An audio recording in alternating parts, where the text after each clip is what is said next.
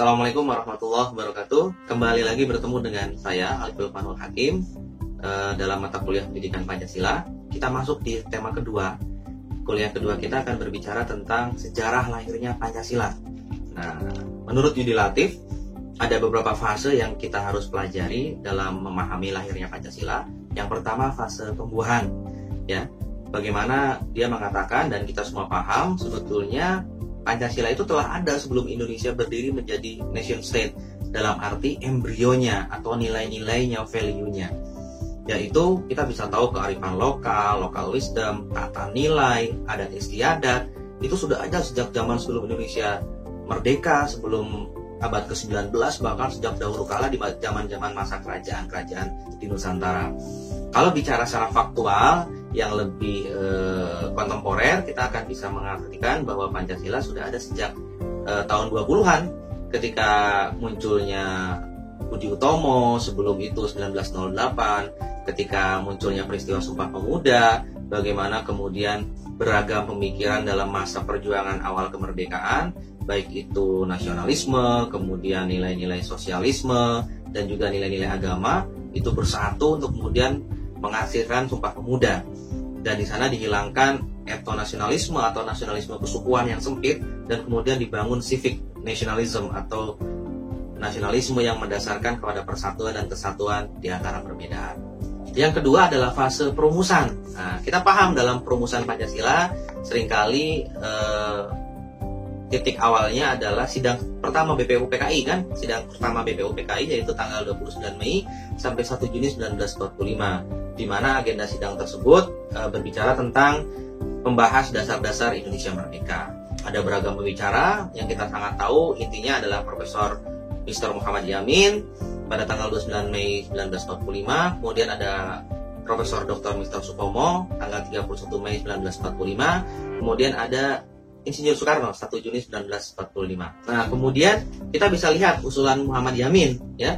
Ada yang pertama peri kebangsaan, kemudian peri kemanusiaan, ketiga peri ketuhanan, keempat peri kerakyatan, yang kelima kesejahteraan rakyat. Di samping usulan lisan atau pidato, beliau juga mengajukan usulan tertulis. Menurut beliau ada 3 teori negara, yaitu teori perseorangan yang dianut oleh negara liberal di Eropa dan Amerika Serikat. Tokoh-tokohnya seperti John Locke, kemudian Thomas Hobbes, kemudian Jean-Jacques Rousseau, kemudian Haji Lasky. Kemudian negara dikatakan adalah wujud kontrak sosial, yaitu masyarakat bebas berbuat selama tidak melanggar kontrak sosial atau hukum. Negara adalah masyarakat hukum atau legal society, individu tidak boleh banyak dikekang.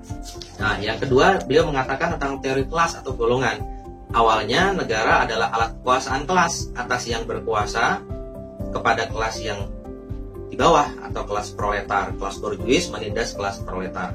Kelas bawah oleh karena itu harus bersatu untuk revolusi dan merebut kekuasaan.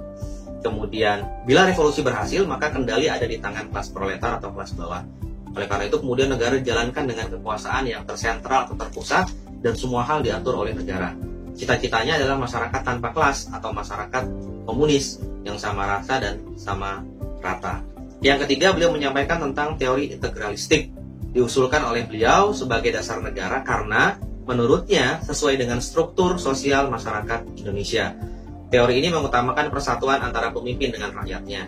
Negara yang satu adalah untuk semua golongan, paham, negara juga adalah untuk semua orang, jadi negara persatuan konsepsinya. Teori ini berasal dari Jerman dengan tokoh-tokohnya seperti Adam Müller, kemudian Benedictus de Spinoza, ada George Wilhelm Friedrich Hegel. Nah, Supomo mengusulkan agar negara tidak berdasarkan ajaran agama tertentu karena ingin menyesuaikan dengan kebinekaan masyarakat Indonesia. Di 1 Juni 1945, inilah saat-saat di mana Insinyur Soekarno menyampaikan pidatonya tentang dasar negara atau filosofische Grondslag seperti itu kan. Beliau mengajukan 3 usulan dasar negara. Yang pertama Pancasila istilahnya, kemudian yang kedua Trisila, yang berikutnya adalah Ekasila. Ini sekali lagi sifatnya usulan ya, bahwa naskah akademik adalah sebuah usulan. Akhirnya forum menyepakati istilah yang ditawarkan Bung Karno yang pertama, yaitu Pancasila. Pancasila versi Bung Karno yang pertama dulu adalah kebangsaan atau nasionalisme, yang kedua kemanusiaan atau internasionalisme, yang ketiga musyawarah mufakat atau demokrasi, yang keempat kesejahteraan rakyat, yang kelima ketuhanan yang berkebudayaan. Teman-teman juga perlu tahu ya, istilah Trisila yang disampaikan Bung Karno aslinya dulu seperti apa. Yang pertama sosionasionalisme, yang kedua sosiodemokrasi, yang ketiga ketuhanan. Kemudian istilah Ekasila itu oleh Bung Karno diperas dari sedemikian banyak dalam Pancasila dan Trisila menjadi satu saja, yaitu Eka Sila atau gotong royong, ide dan kebiasaan asli orang Indonesia. Nah, setelah pidato Soekarno ini selesai dan dihentikan, kemudian ditawarkan apakah Pancasila, Trisila, dan Eka Sila. Forum menyepakati bahwa dasar negara kita disebut sebagai Pancasila. Kemudian dibentuk panitia kecil yang berjumlah 8 orang. Tugasnya menggolongkan usul-usul tertulis yang tadi yang sudah masuk untuk dibahas dalam bahasan berikutnya. Setelah panitia kecil terbentuk, kemudian bekerja, diperoleh usulan yang banyak. Usul terbanyak adalah mengharapkan agar Indonesia segera memproklamasikan kemerdekaannya. Ada perbedaan pendapat nih di dalam mengenai hubungan agama dan negara, mengenai golongan agama Islam yang mengusulkan agar negara berdasarkan syariat Islam, golongan nasionalis yang menginginkan negara persatuan. Karena kenapa? Ada perbedaan pendapat yang harus diselesaikan. Maka kemudian dibentuk panitia kecil lagi yang mewakili kedua golongan, golongan Islam dan golongan nasionalis. Kemudian dikenal sebagai Panitia 9. Pada tanggal 22 Juni 1945, Panitia 9 berhasil mencapai kesepakatan, yaitu membentuk rancangan pembukaan hukum dasar yang dikenal sebagai Piagam Jakarta. Piagam Jakarta adalah cikal bakal, teman-teman, ya, dari pembukaan Undang-Undang Dasar 45. Hanya ada perbedaan pada satu rumusan kecil, ya, yaitu dalam sila pertama Pancasila, di mana bunyi awalnya adalah ketuhanan dengan kewajiban menjalankan syariat Islam bagi pemeluk-pemeluknya. Yang berbeda dengan kemudian yang disepakati berikutnya, yaitu ketuhanan yang Maha Esa. Teman-teman bisa baca nanti dalam slide saya seperti apa Piagam Jakarta untuk mengingat ya, dan perbedaannya ingat tadi hanya satu dalam sila pertama. Nah, kemudian kita masuk dalam sidang BPUPKI yang kedua, yaitu tanggal 10 Juli 1945. Pada sidang kedua ini disampaikan hasil musyawarah antara golongan Islam dan golongan nasionalis tentang rencana Mukaddimah Hukum Dasar. Di dalamnya menuat 5 sila Pancasila, yaitu versi Piagam Jakarta. Seluruh anggota sidang dapat menerima kesepakatan tersebut sehingga masalah dasar negara dianggap telah selesai di fase ini. Nah, teman-teman bisa lihat nanti kemudian Piagam Jakarta seperti apa. Teman-teman juga bisa melihat naskah teks proklamasi ya, nanti ada di slide yang bisa teman-teman lihat aslinya seperti apa. Nah, kemudian kita masuk ke fase berikutnya, yaitu fase pengesahan.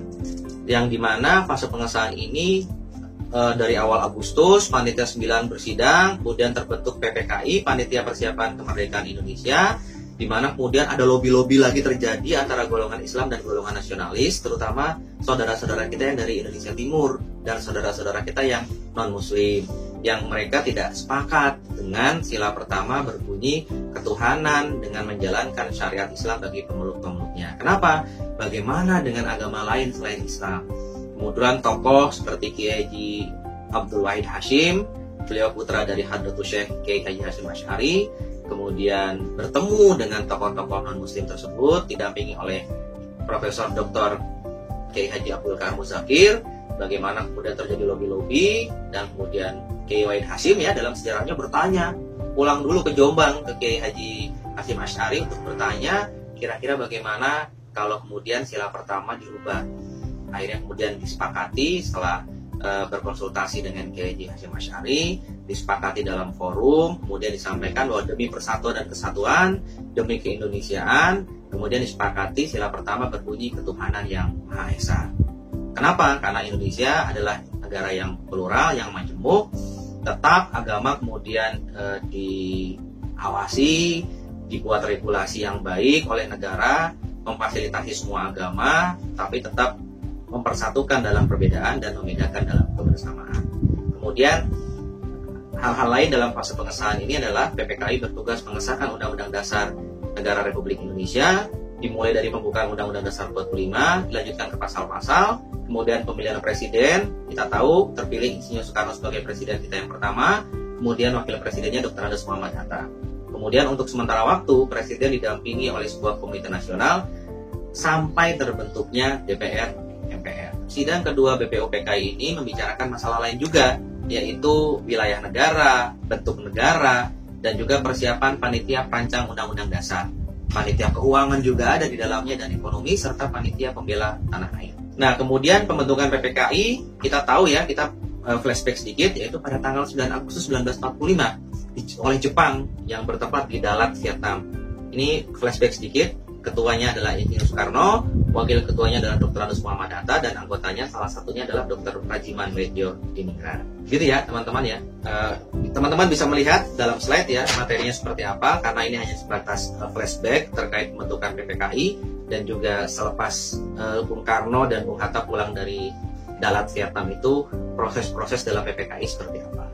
Dalam fase pengesahan ini juga kemudian dibicarakan terkait pembentukan provinsi yang ada di Indonesia pertama kali ya. Kita tahu ada 8 provinsi. Yang pertama Provinsi Jawa Barat dengan gubernurnya Sutarjo Kartohadikusumo, ada Provinsi Jawa Tengah dengan gubernurnya R. Panji Suroso, ada Provinsi Jawa Timur dengan gubernurnya R.M. Suryo, ada Provinsi Sumatera dengan gubernurnya Mr. Tengku Muhammad Hasan, ada Provinsi Borneo dengan gubernurnya Insinyur Pangeran Muhammad Nur, ada Provinsi Sulawesi dengan gubernurnya Dr. Saul Samuel Gerungan Samratulangi, ada juga Provinsi Maluku dengan gubernurnya Mr. J. Lato Harhari, dan ada berikutnya Provinsi Sunda Kecil dengan gubernurnya Mr. Igusti Ketut Uje. Nah, teman-teman bisa lihat dalam slide yang sudah saya tampilkan, apa yang tidak saya sampaikan mungkin sudah terdapat dalam slide. Terima kasih atas keikutsertaannya dalam kuliah kita yang kedua ini. Assalamualaikum warahmatullahi wabarakatuh.